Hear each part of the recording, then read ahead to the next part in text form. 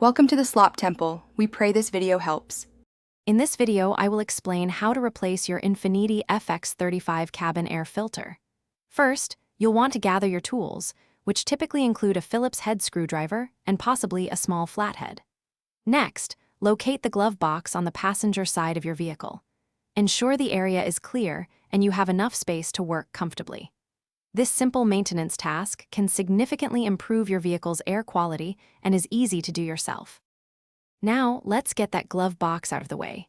Begin by emptying everything from inside the glove box. Next, locate the small dampener arm on the right side and gently unclip it. With the dampener arm free, you can then press inward on the sides of the glove box to release the two stops, allowing it to swing down completely or be removed. This gives you full access to the filter housing. With the glove box open, you'll see the cabin air filter housing. There are usually two clips holding the cover in place.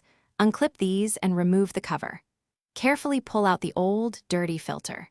Before inserting the new one, pay close attention to the airflow arrow on the old filter and the new one. It's crucial to install the new filter with the arrow pointing in the correct direction, typically downwards, to ensure proper air circulation. Once the new filter is in, you'll reassemble the filter housing cover and then the glove box in reverse order.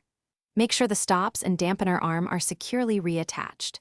This simple replacement can greatly improve your vehicle's interior air quality, reducing allergens and odors for a more pleasant driving experience. For an even cleaner home, check out the Shark AI Ultra Robot Vacuum mentioned in the description.